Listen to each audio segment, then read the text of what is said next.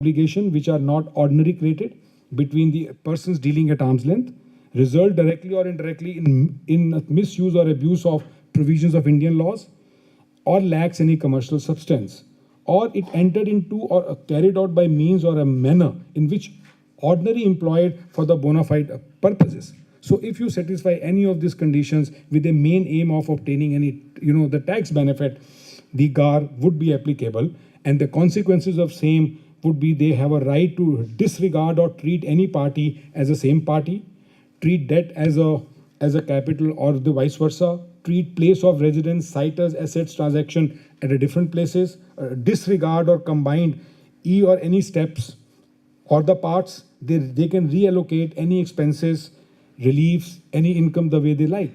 So the consequences are huge, and that's why there was a big hue and cry. And finally, the government has come out to say that the approving panel would have a one High Court retired judge who would decide along with the other people from the tax authorities. It would be a group of three headed by a High Court judge who would decide whether this particular matter would be fit for the GAR or not. And interestingly, no appeal can be filed against whatever would be the directions of approving panels. And the government the industry insisted to put a limit, and they have finally come out with 30 million Indian rupees, which is 3 crores. Any monetary transaction which would be 3 crore or above would trigger the GAR.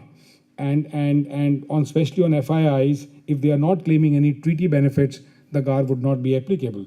And then the worst part is that the GAR would override the tax treaties. That's where people are a little worried that those who have already made some investments in the past, how it would be viewed by the government. And one important thing which initially was that the burden of providing that GAR is applicable should be on the assessee. Now they have shifted, they said no, the tax authorities would have to prove if they wanted to invoke the GAR. And the good part is that one can go for advance ruling in case if they are little doubtful that whether particular transaction would really go for a GAR or not. So broadly, these are the things I thought just to share with you in terms of what's all happening, especially internationally and in India on the direct tax. Thank you, Sujit, and I'll just take it forward. Thank you. For times to come, what we'll notice is, at least in the tax bill, transfer pricing will take, whether it is litigation, whether it is, whether it is litigation or whether it is planning, all of that. Can you have some? Hello? Dead.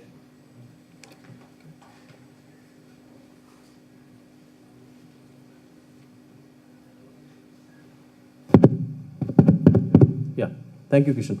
So as I was saying, in times to come, if there is anything that will be most hotly debated in the tax fraternity is going to be the laws of transfer pricing, because there is a bit of a scientific approach to transfer pricing. At the same time, there is a lot of subjectivity that goes into accepting whether the margins are appropriate or not. And the biggest difficulty that the country is currently facing is, the tax authorities rely upon a database to compare the margins, and that database comprises of companies that could be completely unrelated to what you do. So if you're an aircraft company, you could be, compared with a tractor manufacturing company. That's the kind of disparity that exists in the database. I'm sure that in times to come, as the database gets far more matured and, we are able to walk through the whole problem, it will all improve. But until then, litigation is what we will stare at, and tax disputes and controversies is something that will become part of our life. I'm now going to move to Pratik. He has a very interesting piece for us. It's going to be on the constitutional amendment bill that the government of India is planning, or the parliament is planning to pass insofar as GST is concerned. Pratik, over to you.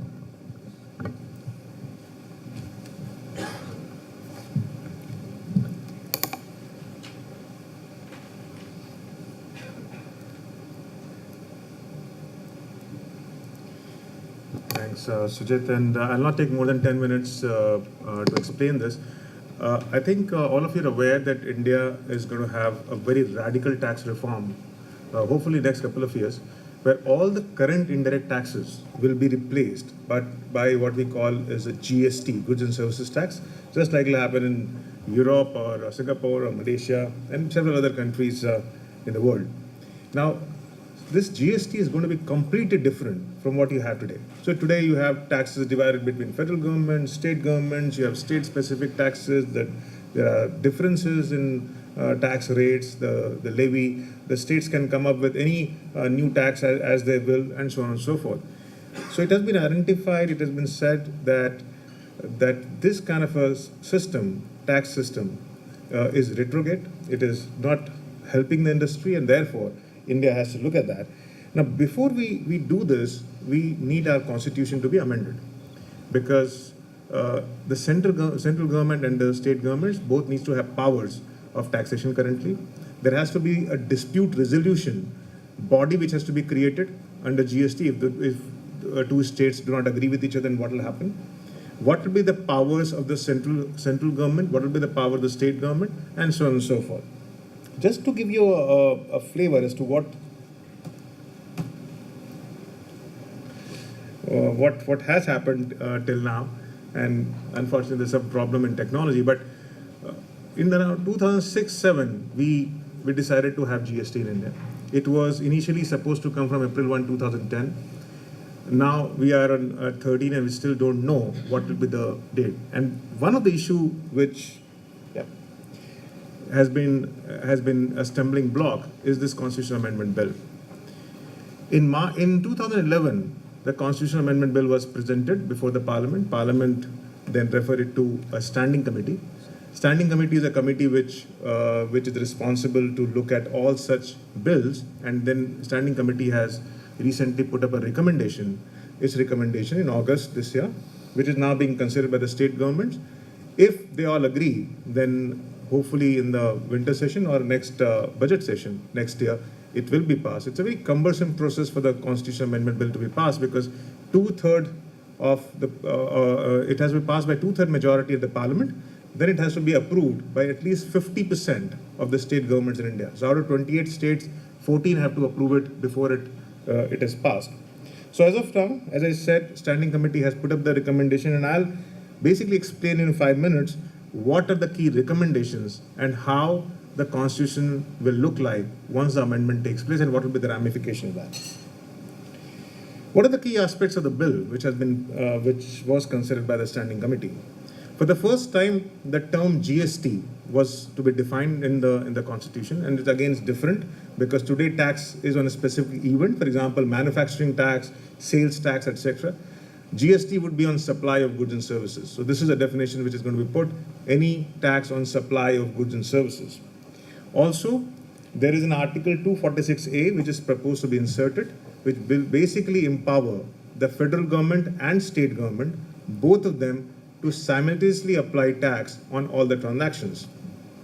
And this is important because one of the other option was to put GST in the concurrent list, where both of them would have powers, but the state did not agree with that, because in the concurrent list, if there is any conflict between the federal law and the state law, then the federal law prevails. And therefore, there is an article which is proposed to be inserted.